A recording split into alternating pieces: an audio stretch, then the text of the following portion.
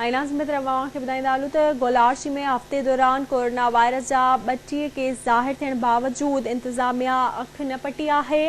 गोलार्ची में लॻल मालपिड़ी में आवाम जी पी आहे। हुकूमती हुक्मनि ते अमल न थी सघियो आहे।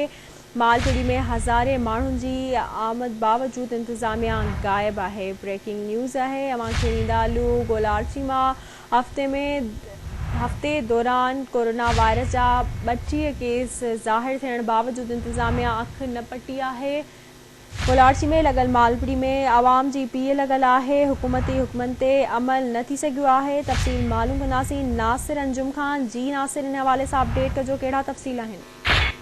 जी बिल्कुल, गुजरल ॾींहुं सिंध गवर्नमेंट के जो लोकल गवर्नमेंट है उनकी तरफा जो मालपीड़न बाबत जो इजाज़तनामो हो उनके जो वापस वरतो वो है, जैखां पोइ अॼु जेको आहे गोलार्ची में जो टाउन कमेटी गोलार्ची के ज़ेरे इंतज़ाम जी मालपीड़ी है उनमें अॼु गोलार्ची में लगाई गई है, जैमें हज़ारनि की तादाद में जो मुख़्तलिफ़ गोठन ऐं ॿारहनि थोरे शहरनि जा जेके माण्हू हुआ ऐं वापारी हुआ उहे हिते आया ऐं हज़ारनि की तादाद में जो हिते माल आंदो वियो।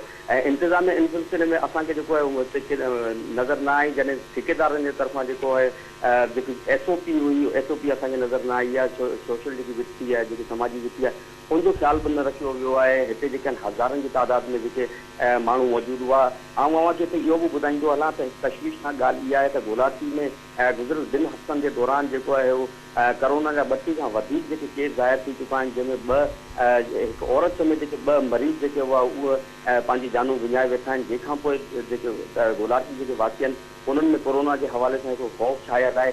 अॼु जॾहिं गोलार्ची में इहा मालपीड़ी लॻी आहे, हुन खां पोइ जेको गोलार्ची जी जेकी शइ आहिनि उहो ख़ौफ़ में वरितल आहिनि, पर इंतज़ामिया जेको आहे हिन सिलसिले में मुकमल ख़ामोश नज़र अचे थी। जी, वॾी महिरबानी अवां जी।